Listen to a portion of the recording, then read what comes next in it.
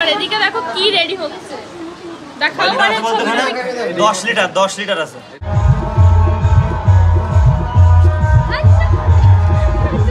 মা আমাদের কি অবস্থা এই দেখো দেখাই যাচ্ছে না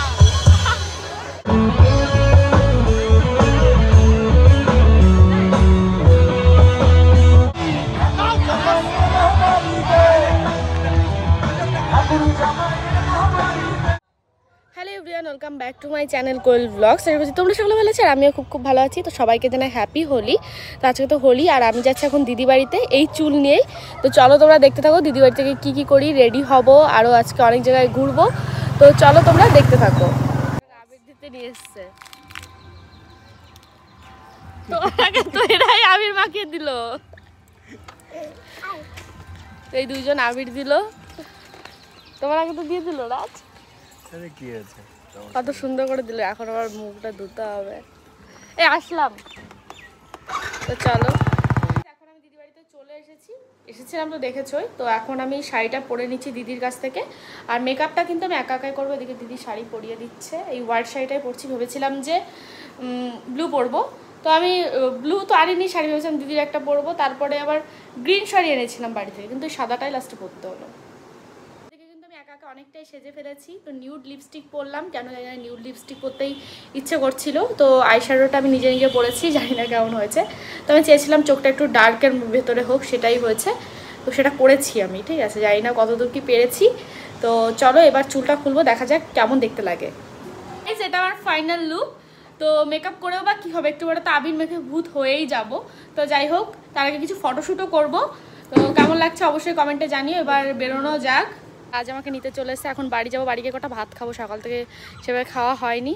ভাত খেয়ে তারপরে বেরোবো, চলো। গাইস এদিকে এখন আমরা বেরোবো, বাড়িতে চলে এসেছি, মানে বাড়িতে এসে ভাত খেয়ে তারপরে যাচ্ছি।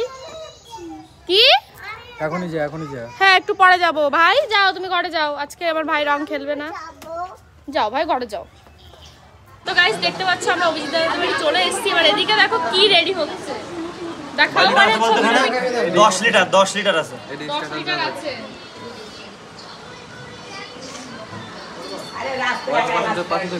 রাজ একাই 5 লিটার খাবে, ঠিক নাতি ছেলে, তোমার নাতি ছেলে রাজ একাই, ও সবচেয়ে বড় এখানে না বাবা, কাও ও সবচেয়ে বড় আছে, কোনো ব্যাপার না। নাতি ছেলে আমি ছেলেকে বললাম রাত নাতি জীবনের ভাগ্যে আমার কি হয়। আমি আর ওমা। তো গাইস এখন আমরা চলে এসেছি যেখানে দোল খেলা হবে সেইখানেই। তো রং মাখিনি, কারণটা হচ্ছে আমরা ফটোশুট করবো না। ভাই না আছে তো দেখা যাক, ফটোশুট করবো। ওদিকে ফটো তোলা হচ্ছে, দেখাচ্ছি না, তারপরে আমরাও তো এখন কিন্তু আমরা চলে এসেছি হচ্ছে যেখানে অনুষ্ঠান হচ্ছে তার পেছনে। তো এখান থেকে হচ্ছে আমরা করব ফটোশ্যুট, যেহেতু এইখানে বেশি একটা লোকজন নেই, তার কারণে ভাবলাম আগে ফটোশ্যুট করা যাক, তারপরেই কিন্তু আমরা অনুষ্ঠানের জায়গায় যাব। আর অনুষ্ঠানটার পেছনে এই বাগান যেহেতু রয়েছে, আর এখানে কিন্তু একে একে সবাই আসছিল, সবাই একটু সময় কাটাচ্ছিল, ফটোশ্যুট করছিল আমাদের মতোই। তো তারপরে কিন্তু অঙ্কিতার অনেক বান্ধবী চলে এসছে।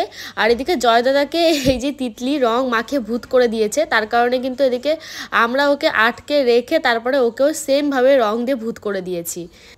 আর ওকে এবার তোমরা দেখো যে কেমন লাগছে দেখতেও। ভেবেছিল যে ও একটু ফটোশ্যুট করবে, কিন্তু ওর মুখে এমনভাবে আবির দিয়েছি, তো যার কারণে ওকে এখন কেমন দেখতে লাগছে। তো এরকমটা করতাম না, যেহেতু জয় দাদাকে এইভাবে রং দিয়েছে পেছন থেকে, তাই ওকেও এইভাবে সেমভাবে রং দেওয়া হলো। তো তারপরে কিন্তু আমরা এদিকে সবাই মিলে একটু ফটো তুলছিলাম, তো একটু আড্ডা মারছিলাম। আর গাইস আমি কিন্তু একা সেজেছি, আমাকে কেমন লাগছে অবশ্যই কমেন্টে জানিও।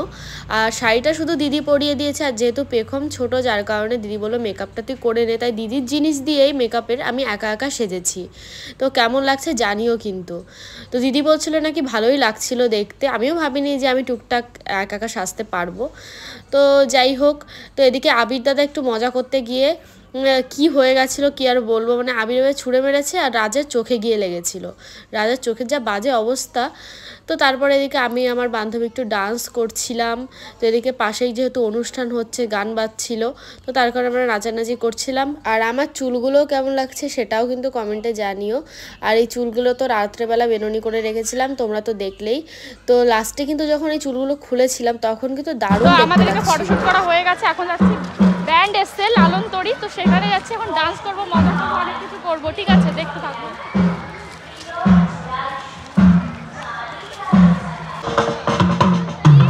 আমারও বিশাল ইচ্ছা জানো এই ব্যান্ড বাজানোর।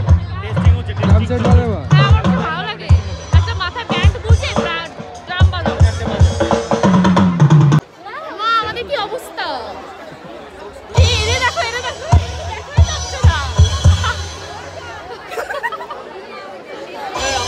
রন আমি দিলে হ্যালো ভাই, হ্যালো ভাই, এত কি ডান্স হ্যাঁ ভাই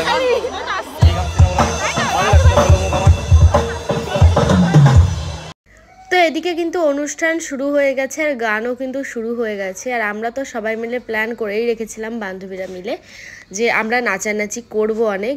তো এদিকে যেহেতু গান শুরু হয়ে গেছে আর এখন কিন্তু আমরা নাচ টাচ করবো। সারাদিন কিন্তু আমরা অনেক অনেক মজা করেছি। আমাদের বগুড়াতে বসন্ত উৎসব দু জায়গায় হয়, তো প্রতিবার আমরা যাই হচ্ছে গৌরনগর। তো ভাবলাম যে এবার আমরা যাব হচ্ছে কলেজের পেছনটায়। এটা ঠিক কলেজের পেছন বলা চলে না, প্রায় হসপিটালের পেছনেই বলা চলে। আর গৌরনগর এতটাই ভিড় হয় কি বলবো, মানে মারাত্মক ভিড় হয়, মানে দাঁড়ানোরও জায়গা থাকে না। তাই ভাবলাম যে এবার হচ্ছে এইখানটায় আসি। এইখানটায় ততটা ভিড় নেই, তবুও ভালো, কারণ আমার ভিড়ভাট্টার মধ্যে অতটা ভালো লাগে না। আর এদিকে পেছনে ওরা ডান্স করতে করতে মানে গায়েটায় হাত দিয়ে দিচ্ছিল, কি আর বলবো। তাই আমি এবার ঘুরে দেখছিলাম, মানে একদম সেই কি বলবো ধাক্কা টাক্কা মেরে দিচ্ছিল। আর আমার এইসব একদমই ভালো লাগে না। আর এদিকে দেখো আমরা কত সুন্দর গানের তালে তালে সবাই মিলে নাচ করছিলাম। আমরা কিন্তু সত্যি সেই দিন অনেক মজা করেছি, আমি ভাবিনি যে এত মজা করব। আর আমার চুলগুলো দেখো কেমন দেখতে লাগছে। তো তোমরা অনেকেই আমাকে ফেসবুকের ভিডিওতে বলেছো যে তোমার চুলগুলো অনেক সুন্দর, সবাইকে থ্যাংক ইউ। তো যাই হোক, এদিকে আমরা এখন সবাই মিলে ডান্স করছি। তো এরপর তোমাদের আর একটা ডান্স দেখাবো, সেটা হচ্ছে এই যে এদিকে দেখো দুর্জয় দাদা কিভাবে নাচ করছে। আমি তো ভাবছিলাম যে শরীর থেকে হাড়টা না আলাদা হয়ে যায়, মানে কি করে এইভাবে নাচ করছে, কষ্ট হয়ে যায় না, তাই ভাবছিলাম। আমি বাড়িতে এসে যখন পুরো ভিডিওগুলো দেখছিলাম আমার এত হাসি পাচ্ছিল কি বলবো। আর এদিকে এই যে এখানে আছে জয় দাদা, দেখো পুরো একদম কষ্টই হচ্ছে, বিন্দাস নেচেই যাচ্ছে। এই স্টেপটা কি ছিল দারুণ। আর আশেপাশের তো অর্ধেক মানুষ শুধু দুর্জয় দাদারই নাচ দেখছিল। এদিকে দুর্জয় দাদা মানে আলাদাই নাচ করছিল। আর তোমরা কে কেমন হোলিতে মজা করেছো অবশ্যই কিন্তু কমেন্টে জানিও। আমরা তো বললামই দারুণ মজা করেছি।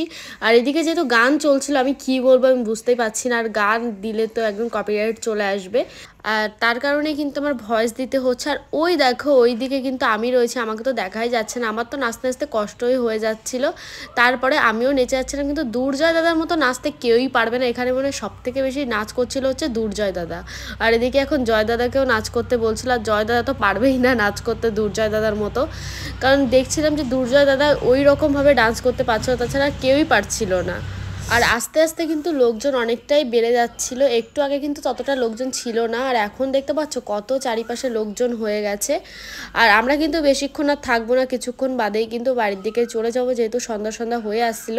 আর এই অনুষ্ঠানটা কিন্তু রাজদের বাড়ির একদম সাইডে হচ্ছিল, মানে রাজদের মামা বাড়ির সাইডে। তো আমরা কিন্তু আর কিছুক্ষণ থেকেই বাড়িতে চলে যাব।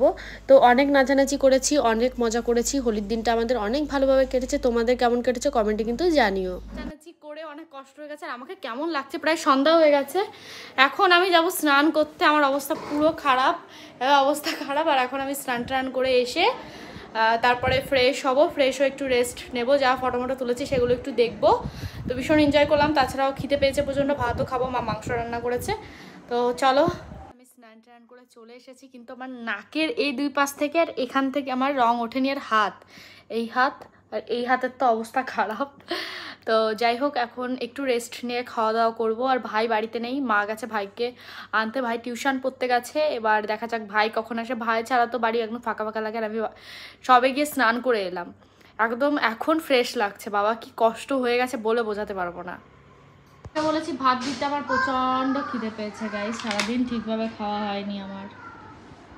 আমি এখন ঠিকঠাকভাবে ব্লগও করতে পারছি না, ক্যামেরা এদিক ওদিক হয়ে যাচ্ছে। আজকে কি রান্না হচ্ছে দেখাচ্ছি। মা আমাকে ভাত দিয়ে দিয়েছে, আমি যেহেতু মাছ ভাত খেতে পারি না, ভীষণ ঝাল হয়, তার কারণে খেলছে একা একা। কি করিস, রং খেলিস নি আজকে? কেন? ইয়ে মেজদি বন্দুক কিনে দিয়েছে, পিচকারি বন্দুক। কি কি বলে পিচকারি না পিচকারি